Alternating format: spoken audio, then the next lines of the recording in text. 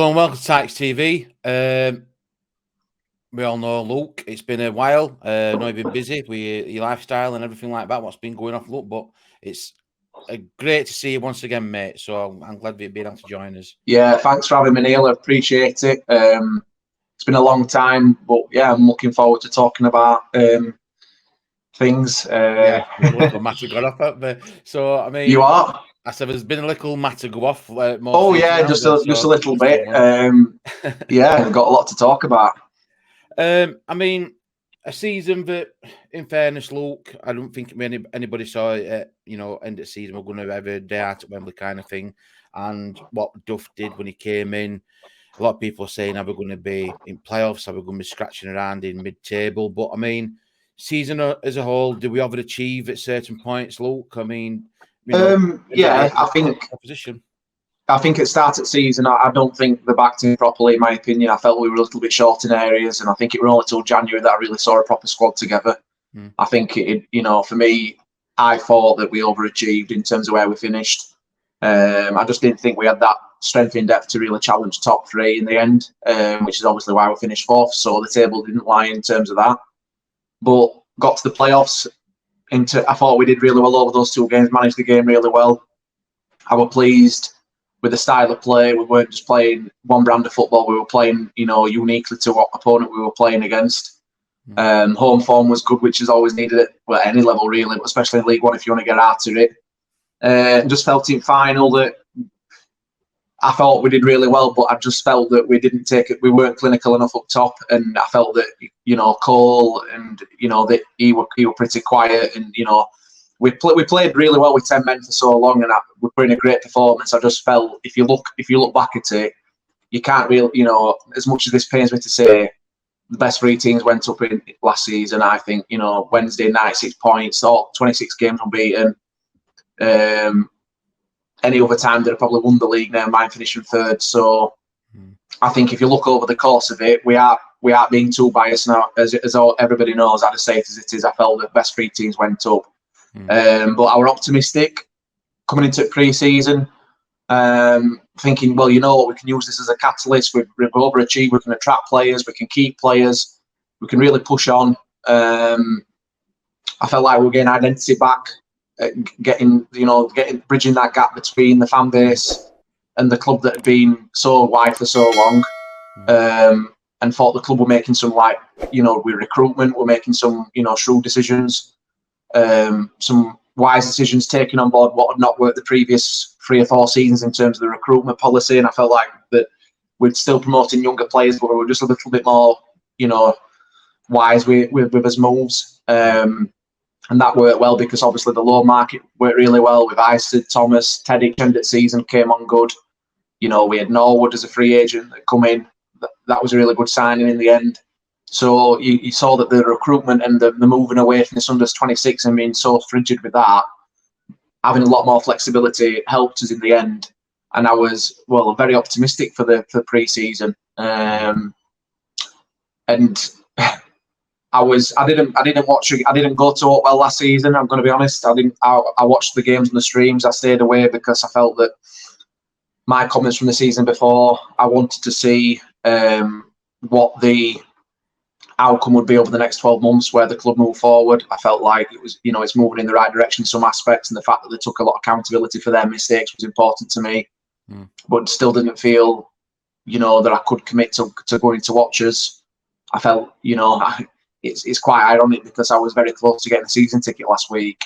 I'm going to touch on that a bit later on, but yeah, you kind of answered that, yeah. And I feel that if it does happen, what happens? I feel like it's a step backwards again, and it doesn't surprise me because we'll go into what I feel why it happens over and over again. I feel I'll have my opinion on it, obviously, but It really puts the spanner in works when things like this happen, and every fan that watches this that's not a Barnsley fan will say, well, it happens to every club, but it just seems to happen to us more than any other. It happens to us a lot more than it should do, and I think the whole model and the structure of the way that we work in terms of hiring coaches and players to a degree needs to completely change, because if not, this will just keep happening over and over again. And it's been happening for the past decade plus. And I just, regardless of who's in charge of the club, I just don't think they seem to know. I think a lot of the time they seem to admit the mistakes, but at the same time they're still making them. So for me, that's even more frustrating when they know what they're doing. They seem to be they're accepting errors, but at the same time they still don't. Yeah. In the grand scheme of things, they still make the same basic errors. Yeah, I mean, it was interesting back, because I'm going to ask you about, I know the situation and stuff like that. We hope, well, you won't go in, but it was interesting for you to say in certain areas there have been, improvements. You could see that coming together, and like you just touched on there, you were thinking about going back to work well and stuff like that. But again, it's like it seems to be that we're a victim of his own success. If a manager gets shit, we get shut and he don't last to see a season out. But if you have a decent manager, it's like we can't keep him. You look at Ishmael, he went.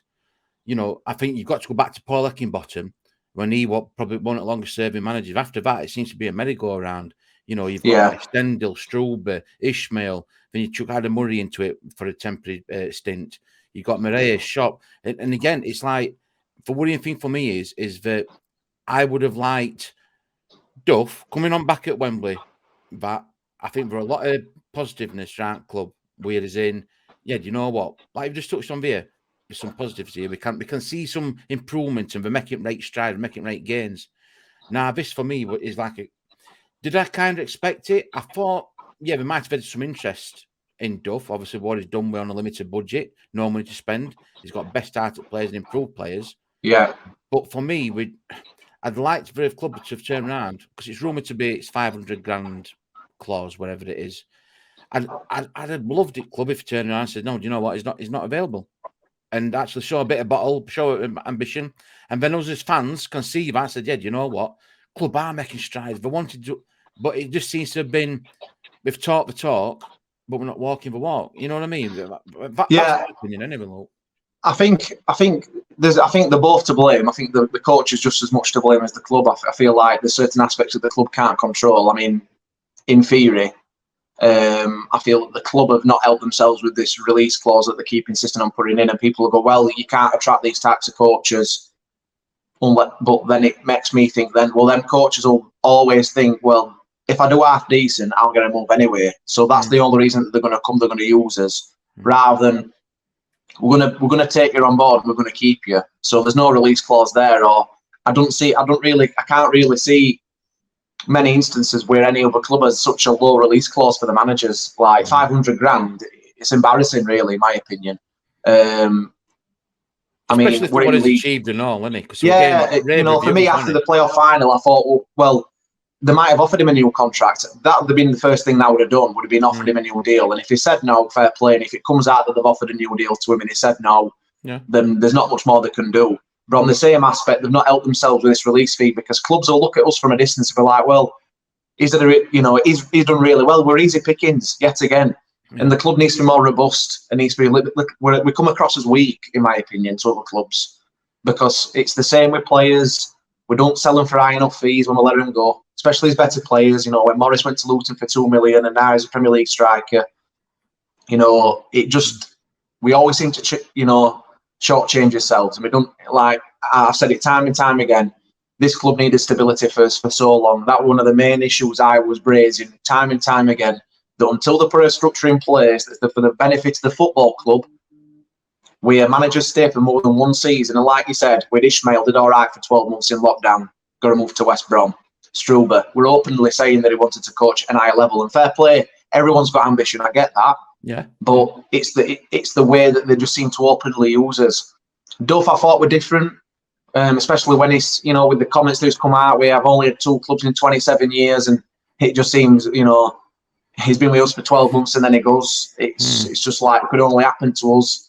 It seems, and like he didn't want to be here 5 minutes, and he wants to build a process. And it was quite ironic that we're having good players that didn't want to be here in pre-season last season. Well, as soon as first clubs come in for him, he's wanting to talk to him, and it's a bit, if that's the case, I think it's a bit, two-faced. You can't be slagging players off, and then as soon as somebody comes in for you, and you say, yeah, I just thought a little bit more of him, especially when he said he was going to lick his wounds and go again. That were less than 2 weeks ago. And I just think, as something, I'm only, these are all the thoughts that are going off in my head. As he spoke to the club and he's not had assurances regarding transfers, has he not had enough funds put forward, which made him rethink things? I don't know. We hope that things will come out that we find information about. Yeah. But in my opinion, he's gone. Even if he doesn't go, I think he should go anyway, because there's no going back. There's no. How can he stay? How can he stay when he's openly wanted to go? And this thing about being closer to home, it's only half an hour away. Yeah. And I get why he'd want to go to Swansea. They're a well-supported club. They play a good brand of football. They've got a good structure in place. They're a league higher, and finances for himself, and also for transfers. The former Premier League team, they do well with younger players. He's a good man manager. So all those things, he's like, yeah. But I just thought that after we had such a good season, with those group of players, which is going to affect now as well, players that could have been linked to come in, because we'll get on to that, but also players that are currently, it affects everything. And I just don't understand. I'm sure the club would have noticed with such a low release fee, the clubs would have been interested in him if we didn't go up. For 500 grand, they must have been aware that at some stage somebody's going to come in for him. Now, is it better that he goes now than in October, November, if we were top two, and then a Swansea, if they didn't appoint him, if they then come in for him, then it goes then, or do you know what I mean? Any Championship side that's doing rubbish, a Rotherham or something, I don't know, any half decent, a Preston or something come in for him. If is it better it happens now or later in the season? I don't know. I just thought a little bit more of him than just to go at first, and it just makes me think he's just as bad as the rest of them. That's used and fucked off. Yeah. Sorry for the language, but he has. No, it's right. If that's the case, and I get that, and I get we're in a pyramid where, Swansea will then get picked off by Southampton, and Southampton get picked off by an Arsenal, and this, that, and the other. And that's the way that the world works as well. It just seems to me that we never seem to learn from his lessons. Yeah. And either we put a higher release fee in these clauses if that's what we're insisting on, if that's the way that we're getting coaches in, or we say to them for the first 12 to 18 months you can't speak to anybody unless this, we've got to put something in place where this stops happening. Because if not, this will keep happening time and time again. And I just a lesson for Barnsley fans: never trust what any player or coach says, because as it's gone to show again, it's just all words, because actions speak louder than words, unfortunately. Yeah. I mean, I'm looking at a bigger picture and all, if Duff, it's all ifs and maybes, but it's looking more than likely as, rumours coming out from like Wales radio and everything. If Duff does go, it's going to be backroom staff upheaval. Players, like you touched on there, I've read some comments about on Twitter, socials, saying that Aristid's deal's up in limbo because it's waiting to see what outcome of this is. And then you look at players what's been at the club, who's enjoy playing under Duff, are they going to be looking at their future thinking, yeah, do you know what? I might be going myself because I wanted to play for Gaffer, and if he's going to be going, I've got to think about my career. So again, it seems to me, yet again, another season we're going to have to press reset button. There'll be people out there saying, yeah, but players will stay. Don't bank on it, because these players came in, played a brand of football that Duff wanted them to play, and if he's going to go, they're going to be saying, yeah, do you know what? I think I'll be looking elsewhere. So again, it's a reset button, and I don't think we're going to be anywhere near next season what we're playing last season, if I'm being honest, because we're literally 2 weeks away from pre-season and we're still in limbo. Have we got a coach or haven't we got a coach? Are we going to do what? Who's going to be doing it? For me, it's a mess. Well, I agree, and we've been notoriously slow starters in league seasons where even last season we didn't get going till October. First 2 months of the season we were very inconsistent with performances and results, and that maybe cost us automatic in the end because we dropped points against teams that we really shouldn't have. Because it took time, because a lot had gone on that pre-season. New coaches, new manager, change, people behind the scenes, new players, new division, full pre-season, a new style of play, and it has to be all done all over again. But I said this last season when Duff had come in, it's just rinse and repeat, just in a different situation. So people may as well watch back to 2022 and hear the exact same things I'm going to say. Pre-season starts next week. And like you said, there have been players that would have been linked to our club that maybe we've been keeping an eye on, that probably wanted assurances about what transfers we make before they commit. There's players that have probably got a year left on the deal that are weighing up their options, and also your likes of Ruby Kane's, you know, your Jordan Williamses, you know, those sorts of players that are probably likely to stay, but could they get turned now because they know that the gaffer's going? And they worked really hard to get to the position that they got to under that gaffer, and they'd be like, well, somebody else is going to come in, they might not rate me. And a whole style of play again that could, you know, ideally, if he does go, we want somebody that's as close to him as possible, because new views and new coaching styles is difficult to implement with certain types of players. Not every player, you know, can play. You know, we bought certain players to suit Duff's style, and that got, you know, so it's all going to be a transitional period again. Yeah. You know, with the Eisted thing as well, that obviously has been key. Is Duff staying? Did Eisted know something that we didn't? Maybe that's the reason why he's been a bit hesitant. We don't know. But it's just annoying, mate, because again, pre-season starts next week. Other clubs are buying players already, and yet we bought in the Polish lad Lapata last week as a free agent. Good little signing, but we were already linked to him last season, so that signing didn't surprise me. And is he going to be a starter? Probably. If Anderson goes, he might be. I don't know, but he's not one for this season, in my opinion. He's one for a couple of years that, you know, we've got to develop. He's not like a marquee signing that, you know, but we have areas that we need to strengthen in. We have areas that we need players, a keeper, striker, in my opinion, another midfielder with a little bit of experience, another right back, centre defender if Anderson goes. So there's areas that we need to sort out, and now we've got a whole rigmarole now, probably Duff and an assistant manager to be replaced with. And I imagine there's a lot of stress going on at the football club, but there's an aspect to me that makes me think, well, did you see this coming? I hope they've already got somebody in place. I hope that they're not that naive to be like, oh, you know, I hope they're a lot more like proactive than being reactive to the situation, you know, especially with a club like ourselves that's a revolving door constantly. But I'm fed up with it, mate. I hate the instability. It doesn't do us any good. Last season, I think we were quite lucky to get to the playoff final, not in terms of the results, but not every team has that much success in a first season under a manager. It takes time to build things up, and I definitely didn't think they were going to get top six, and we did. You know, there's no guarantee now that, you know, in my opinion, my hopes next season, if we bought properly, would be top two after, you know, if you playoff final, that's the natural progression, is to want to get back to championship and to have Duff as the catalyst behind that. Now that's all up in the air now, depending on who they get in. And people go, well, it's not done till it's done. You know, I think even if it don't go for me, it's going to be an hard sell, isn't it? Yeah, it's going to be an hard sell. You know, it's just disappointing, mate. Again, it just feels like we're just back in the same situation. I felt it were different with him, and it's just like, it's just disappointing. It's not a shock, because I'm not surprised, but it's just disappointing the way that it's happened, and the fact that, again, the fans suffer. I mean, when you think about it, Luke, after that season, I think, like what you touched on more or less at the beginning of the video, is that a lot of fans there were thinking, yeah, do you know what? There's something special. They've gone out and got season tickets, and, you know, on proviso, we're going to go for it. Now they'll be second down to them, thinking, you know what? I'm going to go for a refund here, because they'll be like, and the club were on a rise. For me, atmosphere was tending to come back. Everybody were buzzing, but, you know, Wembley. Now all of a sudden, it's like you built a 6-foot brick wall. You take it down brick by brick, and then you have to redo it again. And it's like, where do we go? Where are we as a club and fans going to go? Because I can't, you know, I've got certain players that I rate a lot. I like Luke O'Connell, and I think he could be build around him.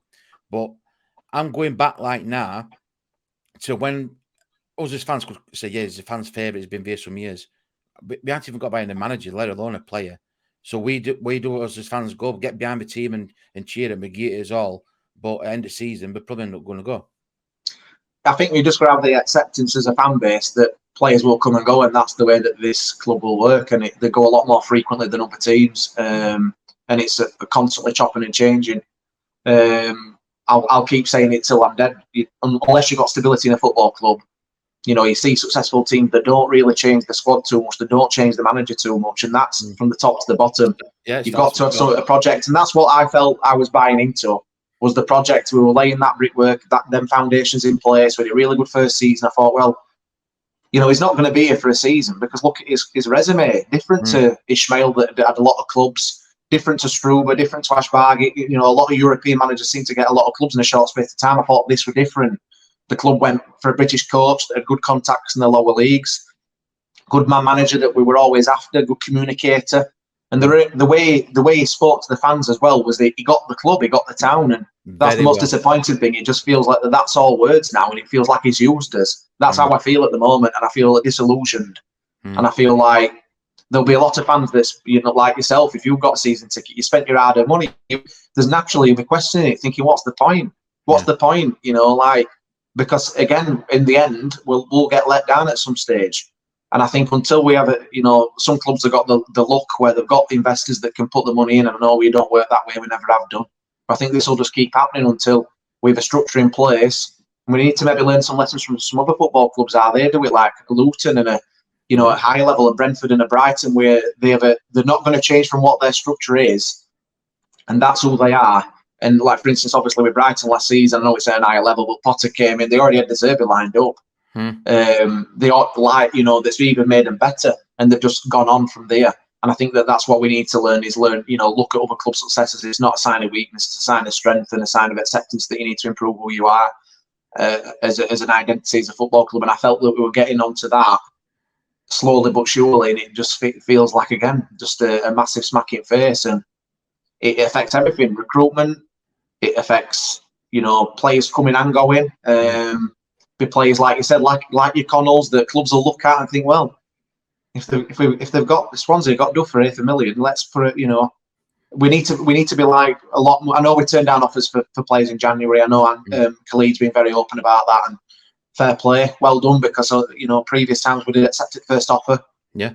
But if Anderson goes and these sorts of players, especially Anderson, we need to get the best figure for him. If he goes to a Premier League team, I don't want to see anything less than $3 million, because I don't want the club being shortchanged, because we need to prosper and also make sure that we've developed that player. We don't want to be developing a player and giving them packaged already, ready to go in the prime of the career for anything less than what they're worth. If you look at the only time that we've really benefited from sell-on clauses and stuff is John Stones when he went to Everton, and then obviously he's had a success elsewhere and probably one of the best midfielders, defenders in the world now. Yeah. That's the only transfer I can see. It's like, yeah, we've got value for money there in the end, because we've got money on afterwards. But it's been the same, mate, since whoever we've sold over the years, we've not sold them for enough. Anderson, if he went, he'd have me blessing. He's been a loyal player to us. He could have gone last season. He gave the club another year. Probably best centre back in league. He deserves his move if he was to go. Obviously, I'd like him to stay, but it's unlikely.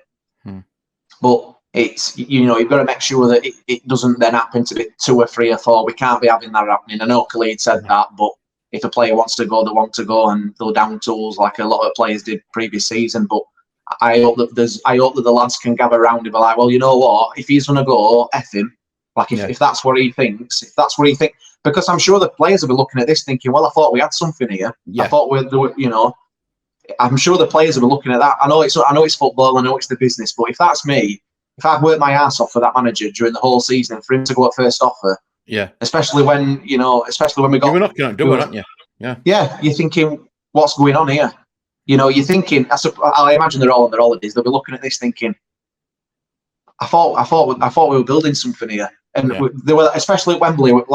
Especially at Wembley. Sorry, it felt like we had our football club back in terms of the performance, in terms of the respect that we gained off of the supporters, in terms of the performances during last season, the way that the lads were playing for the shirt, playing for that badge. And the manager also reflecting that in the way that he spoke to the media. I felt like we've got our football club back here. Yeah. And it's just disappointing that I'm sure that those lads that gave a lot for that manager last season, they'll be affected by this just as much as us. They're only human. A lot of the younger lads, and a lot of them are inexperienced as in their careers. And I hope that things just don't get fractured, and I hope that we can keep it as minimal as disruption as possible now. Yeah, good point. But I mean, like I said, us as fans will be hurting, but you can imagine players, like you said, they'll come back and people will be saying, "Yeah, but we're on X amount of wages." But at the end of the day, it's been a long hard season, and they've come so far. It's only here so far, and they're probably in their own mindset. Get ready for pre-season. Let's crack on. Let's do it. And then to have this curveball chucked in, it's like, wow, we didn't see this going. Because so now they're doubting us, and they're like, "Well, what's going to happen? What direction?" It's difficult for a team that's lost in a playoff final to come back from that psychological, low, because we were so close but yet so far. Yeah. Especially when we competed and parts we were better than Wednesday during that game. I think we had a little bit of streetwiseness with referee in that game to get him on the line, and we'll not give referee time of day because I don't want to, but I think that getting applauded to get so close and to go low, it we're going to be a task to bring them up again. Yeah. But to look back on what I said, I put something on social media and I commented back to Devante Cole, and he said something like he were heartbroken and he loved the players. And I said, use the heartbreak as next season's motivation. To be like, well, you know what, we've got so far, we've done really well. We're not there yet, but we're going to use what happened and the disappointment to push us forward. And again, this, a lot of them might be a lot more like hard-boned than not that I'm thinking, but I just think it'll affect him because they put a lot of time into that manager. They were very close. You spend a lot of time with your gaffer and your professionals in that environment, and I'm sure it'll be a blow for them if he does leave to get them going again. And I just hope that they can come back in next week and just have that togetherness that seemed to be there. And it'll be interesting to see what happens now moving forward. Yeah, I mean, moving forward, just like you were saying, affecting players, they'll probably wanting to know when they come back in training and pre-season training on training ground. I mean, hypothetical, Duff's still here at the minute, no, it's changed. But if it's rumored to believe that Duff does go, and there's no going back kind of thing, like what we said, if he says been turned, he's going to go at next opportunity, what comes across his way. Probably more than likely, it's going to happen. Or would you? I mean, bearing in mind the players that we've got in and the style we're playing, there's managers out there, and everybody jumping up bandwagon Darren Moore and this other, but that's fine. But will he play our kind of style with players we've got? I've seen people say on about Wilder. I've seen Richie Wellens chucked in mix. Eddie Ramsey from Man U set up, which were linked with last season. It didn't turn out. There's managers out there, but for me, again, it's like we're going to be looking at certain manager to come in to play this. You don't want a manager coming in to like say, we're going to go 4-4-2 now, and it's like, whoa, here we go. Another style of football. Players got to get used to it. It's complete upheaval again, isn't it? So managers what are out there, who would you think you'd even consider a job at Barnsley? First and foremost, you need to get your manager in before you players, because there's no point buying players. No. And then, because then manager will be like, well, I want assurances over transfers, because obviously Duff worked. They gave manager a lot more say over recruitment, which were again another plus from last season, which I hold my hands up and say well done for that. Yeah. Because they're a lot more reluctant in the previous seasons to give the manager say. Last season, I think it was kind of 50-50 really, which is what it should be. I think you could tell that, I know, couldn't you? You could tell. Yeah, with the Thomas signing, a couple of others, Cadden, yeah. Ishted, yeah. So I felt that was a good sign, and that needs to continue. Obviously with Moore and Wilder, I think, to be honest, Wilder would suit our play better, using those full-backs, because that's how he did so well at Sheffield United in League One. I think from a man manager's perspective, every manager will have a quality. Yeah. Your man manager, I think, your Darren Moore's, obviously, the respect that it was so frustrating to lose to Wednesday, because I actually like Darren Moore, and it was one of those things that I hate. I hate them with passion, but I actually like him as a manager. So it's like it's your brain going, why do I like him when he's Sheffield Wednesday manager? Well, he's not now, but why? It would kind of like that conflict, because you respect him as a person, because he seems to be a genuine person, and he is. And he's done really well at League One with Donny. Did well at West Brom. I thought he got rubbishly treated there. Yeah. I think he's been shortchanged at Wednesday, to be honest. I think they've used him to get to Championship, and then they've got rid of him because he did well at League One. So Moore and Wilder would have been my two. But to be honest, it'd be whoever would suit the players that's currently there. And also, I would want assurances from the if I'm the club now, the first thing I'm asking is, or I'm telling them, is that, well, this is what I think we should implement. You know, if we can get rid of this release thing, this sell-on fee, because it doesn't do us any favours. Because in my opinion, £8 million, is that really worth a whole new manager, a whole new identity of play, a whole new structure? You know, £8 million, you can get that from a player's wages if you release somebody over a course of a season. Yeah. If you let Styles go for £8 million, then you've got that £8 million there. It's covered it. Yeah. You know, you met that money anyway because you weren't going to feature. So this thing needs to get removed, in my opinion. It's not doing us any good at all. And people go, well, it's going to limit who you bring in. You're more attractive. All this, that. You know, it's not done us any favours. Look where we are now. It didn't work with Struber because Struber left. He used us. He kept us up. But like you said, if a coach does well and we don't get promoted automatically, they leave, they get cherry picked. If they're shit, they'll get sacked because they get found out. Yeah. So the need to bring somebody in that's going to want to stay. And that might be, people might go, well, that's difficult, but this club needs it, I'm telling you. We can't be doing with 12-month coaches, because if not, we may as well just offer them a one-year deal, a rolling one-year deal, and see where they go, because then we don't have to pay out the rest of their wages if they get sacked. And then our expectations are a lot more like, well, the same for a year. We don't know what's happening. So I would like Chris Wilder or more. The only thing with Wilder is he'd want a decent budget, which would he be given that? I don't know, for League One. Maybe it'd be a good project for him because obviously he's not done well in his last 2 appointments, but I still think he's a good coach. I think he'd get the respect. He'd attract players. Darren Moore, again, I think he's had success at League One. He beat us in a playoff final. So, I know he beat him twice in regular season, but that means nothing now. But, he did so well at Wednesday. Did really well at, like I've just said, where he's done his... Donny, West Brom, West Brom, his style of play were questioned, but I think at the end of the day, in League One, sometimes results are the main thing, mate. I'd take a promotion playing Neil Warnock football to get back to the Championship at this moment in time, because I think that's where you need to be. You want to be playing at the highest level possible against the best teams. That's how you improve as a football club. Is getting it's money business end of the day. If you're up top end, you're more likely to be successful. And obviously there's examples where your Blackpools and your Wigans and your Readings have obviously come short financially because they've gone over the top financially wise. So you've got to stay in all FFP and all that malarkey. But I think there's a right, you can look at, like I said earlier, you look at the right way to run a football club. Your Lutons, your Prestons, even higher. You can look at examples of that. So I think there is a blueprint, to go from. But I think I want a manager that wants to be and wants to stay. None of this. Oh, I'm going to build us. I'm not going to believe anything the manager says until they stay. Use it as a we don't want that, do we? Because just don't get disappointed. That's the only thing. I would like Darren Moore personally, but ask him. He can only say no. That's the only answer you can give. He'll be like, no, I'm not ready, or I've had other offers elsewhere. Ask him. If we need to, this is the thing that the club needs to be careful of, is if they go for another Ash Bargy shop appointment, all the hard work will be undone. It can go very... that route can be it can go south very quickly.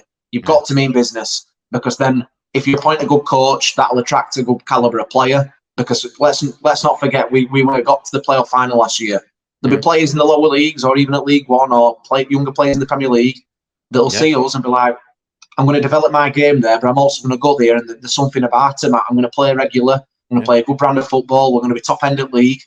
We need to show ourselves in a more positive light than we are. We need to make us attractive, don't we? We do. We need to mean business. Like I said, this year for me, I thought our prospects, if we signed properly and kept as many players as we could and kept the manager, we're top 2. It's all dependent on who we bring in. It could work. You could get obviously a Kieran McKenna who were at Man United with Solskjaer, did really well at Ipswich. So, just because it worked with one coach that's a younger, it doesn't mean it's going to work elsewhere. That Eric Ramsey, I've heard of him before. He's good with younger players. That's the link there. And he's coached at Man United and all this. But I think in League One you need a little bit of experience, either as a player, or a bit of success in the lower leagues like Duff had at Cheltenham. And as a player as well with Burnley. You can't afford to take a gamble, can we? No, you can't. And, the club are going to be careful. obviously I know they're going to be working with confines of a budget. I get that. We're in League One. We would have got more money and a bigger budget. But Duff we might have got promoted. Like we might have got promoted to the Championship, and Duff might have gone anyway. Yeah. You know, we might start the season well. If let's say hypothetically we got promoted, and we got to October, November, and we were 12th, 13th, and Watford sacked the latest manager.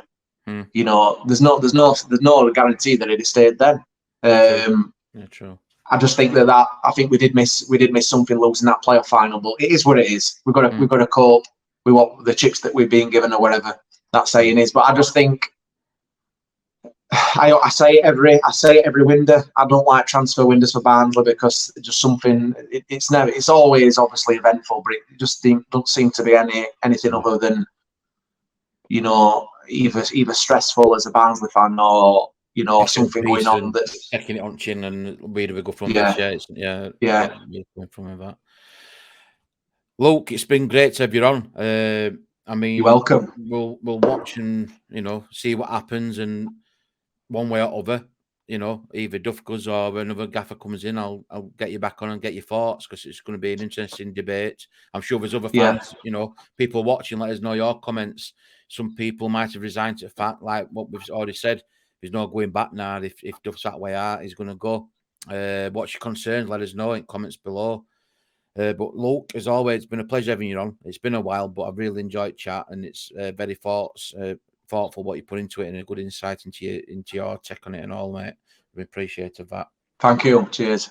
So yeah, people watching, let us know your thoughts. Comment below. I won't say have a good summer, but I think for the next couple of days it's going to be interesting before we even get there. So one thing left to say, you Reds.